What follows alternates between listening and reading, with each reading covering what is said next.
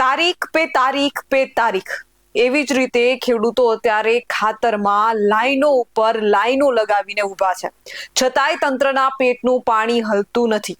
એ પછી કોઈ માત્ર એક જિલ્લાની વાત નથી, ગુજરાતના લગભગના મોટા ભાગના જિલ્લાઓની આ સ્થિતિ છે કે ખેડૂતોને ખાતરો માટે લાંબી લાઈનો લગાવવી પડે છે.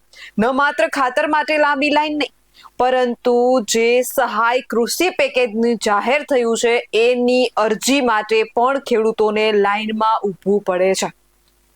વાત એટલે અટકતી નથી. ખેડૂતોને હેરાન કરવા માટે આ આપેલા કાગળિયા બધા જ દાખલાઓ અને કાગળિયાના ગોટાળે એવા ચડાવવામાં આવી રહ્યા છે અને ત્યારબાદ ખેડૂતો જ્યારે અરજી ભરવા માટે જાય છે કૃષિ સહાય પેકેજની, ત્યારે તેમને કહેવામાં આવે છે કે તમારા પાસેથી 50 રૂપિયા 100 રૂપિયા ફી વસૂલવામાં આવશે. અને અનેક જિલ્લાઓમાંથી આ સામે પણ આવ્યું છે. ખેડૂતો મીડિયાના માધ્યમથી, સોશિયલ મીડિયાના માધ્યમથી વિડીયો મૂકી અને બતાવી રહ્યા છે કે ખેડૂતો પાસેથી અરજીના ફોર્મના કેટલા રૂપિયા વસૂલવામાં આવે છે. ત્યારે આવો જ એક મુદ્દો છે ખાતરને લઈને. શિયાળામાં વારંવાર ખેડૂતને જે સમસ્યા નડે છે અને એ છે યુરિયા ખાતરનું. નમસ્કાર, આપનું સ્વાગત છે BS9 TV ન્યૂઝ ઉપર અને હું છું આપની સાથે કાજલ સુવા. ખેડૂતોને કમોસમી વરસાદ અને માવઠાના લીધે ચોમાસુ પાક સંપૂર્ણ નિષ્ફળ ગયો છે. ત્યારે હવે શિયાળુ પાકનું વાવેતર ખેડૂતોએ શરૂ કર્યું છે, પણ વાવેતર સમયે જ જેની સૌથી વધુ જરૂર હોય તે ખાતર નહીં મળતા ખેડૂતોની સ્થિતિ હાલ કફોડી બની છે. એટલું જ નહીં, વાવેતરમાં ખાસ DAP કે NPK ખાતરની ખૂબ જરૂર હોય છે, પણ આ ખાતરની અછત છે. તેને લઈને ખેડૂતો અન્ય ખાતરનો સહારો લઈને વાવેતર કરી રહ્યા છે અને અમુક ખેડૂતો એ ખાતરની રાહમાં વાવેતર કર્યું નથી. તો સવાલ એ છે કે શું દર વર્ષે શિયાળામાં આ સ્થિતિ ઊભી થાય છે? જવાબ છે હા. અને ખેડૂતો ખુદ દાવો કરી રહ્યા છે કે ખાતરમાં મોટા પાયે ભ્રષ્ટાચાર થઈ રહ્યો છે.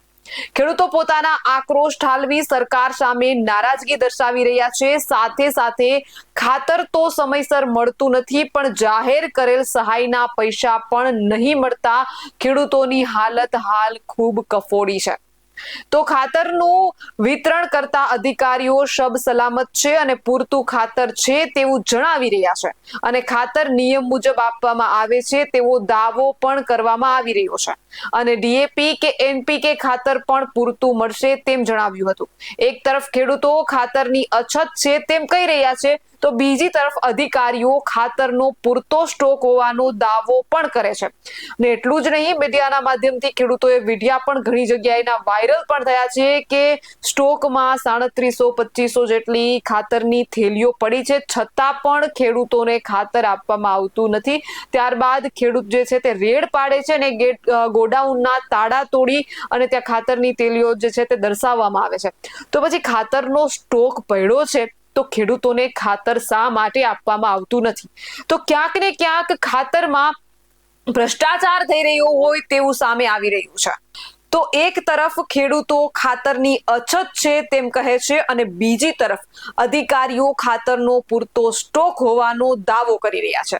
ત્યારે ખાતરને લઈને અનેક સવાલો ઊભા થયા છે અને એ સવાલ એ પણ છે કે ખાતર ગોડાઉનમાં હાજર છે. અનેક જગ્યાએથી સોશિયલ મીડિયામાં વિડીયો પણ આવ્યા છે કે 2500-3700 જેટલી ખાતરની બોરીઓ સ્ટોકમાં હાજર હોવા છતાં પણ ખેડૂતોને ખાતર માટે લાંબી લાઈનોમાં ઊભું પડી રહ્યું છે. ત્યારે જવાબદાર અધિકારીઓ અને ખેડૂતો શું કહી રહ્યા છે તેના પર એક નજર કરીએ. હું જુનાગઢ એસિસ્ટન્ટ મેનેજર તરીકે કામ કરું છું, બધા GATL KSK ડેપોનું. અત્યારે ખેડૂતો માટે ફોસ્ફેટિકનું ખાતર પૂરતું છે, જેમ કે APS પડ્યું છે, અમોનિયમ સલ્ફેટ છે, પોટાશ છે, ફોસ્ફરસનું સુપર એ પડ્યું છે જે સિંગલ સુપર ફોસ્ફેટના નામે આવે છે, પાયાના ખાતર તરીકે પણ વપરાય છે. DAP ની શોર્ટેજ નથી, કેમ કે બધી કંપનીનું IPL, ક્રિપ્કો બધાનું DAP આવે જ છે. અત્યારે પણ અમારી રેક પણ લોડિંગમાં છે, એ પણ રાજકોટ પહોંચી ગઈ છે. આજના દિવસમાં એનું પણ આવી જવાની છે સાંજ સુધીમાં. બીજું કે બીજા કોઈ ફોસ્ફેટિકમાં એવું નથી લાગતું કે હવે એટલી બધી શોર્ટેજ ઊભી થશે કે એવું નથી, કેમ કે બધામાં અત્યારે હાલમાં ઘણા ડેપોમાં IPL નું પણ DAP પડેલું છે. સર, ખાસ કરીને જોવા જઈએ તો કેટલા સમયથી સર DAP નથી સાહેબ આપણી કે આ ખાતરનો કેટલા દિવસથી સર નથી? આ મહિનામાં શોર્ટેજનો એવું કંઈ થયું નથી, કેમ કે અઠવાડિયાની અંદર 3-4 રેક તો કોઈ પણ કંપની લાગતી જ છે, કેમ કે IPL ની લાગે છે, ક્રિપ્કોની પણ લાગી છે ને આપણી GSFC ની પણ લાગેલી જ છે, એટલે એટલું શોર્ટેજનું ઓલું પ્રમાણ નથી. બધા ડીલરો પાસે પણ સરકારી ડેપો હોય એ બધામાં પણ ખાતર ગયેલું છે.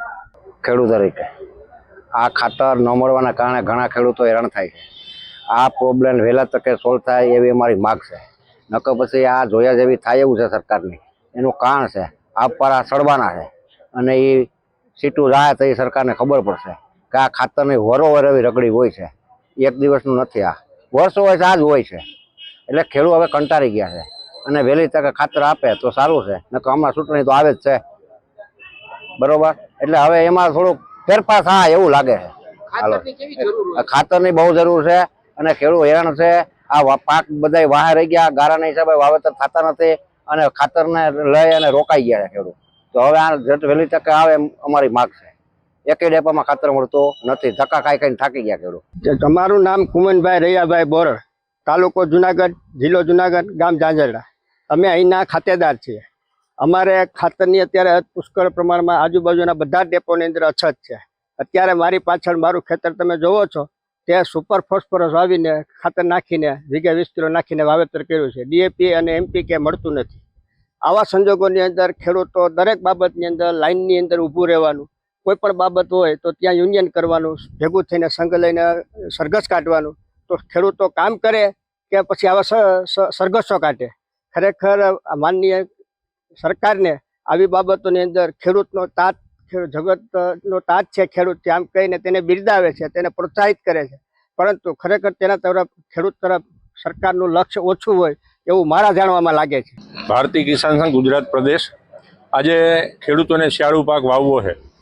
જ્યારે માનો નહીં કે શિયાળુ પાક કોઈ પણ પાક વાવેતર કરવું હોય ત્યારે DAPની જરૂર પડે, NPKની જરૂર પડે, પણ આમાંથી એક પણ ખાતર લગભગ 1 મહિના પહેલાંથી નથી મળતું. ખેડૂતો ધક્કા ખાય છે ડેપો ઉપર, પરંતુ ખાતર ન મળવાને કારણે વાવેતરની અંદર ઘણી બધી ઘટ આવે એમ છે. એટલે શિયાળુ પાકમાં ઉત્પાદન પણ ઘટે એમ છે. એટલે સરકારે આની ચિંતા કરવી જોઈએ.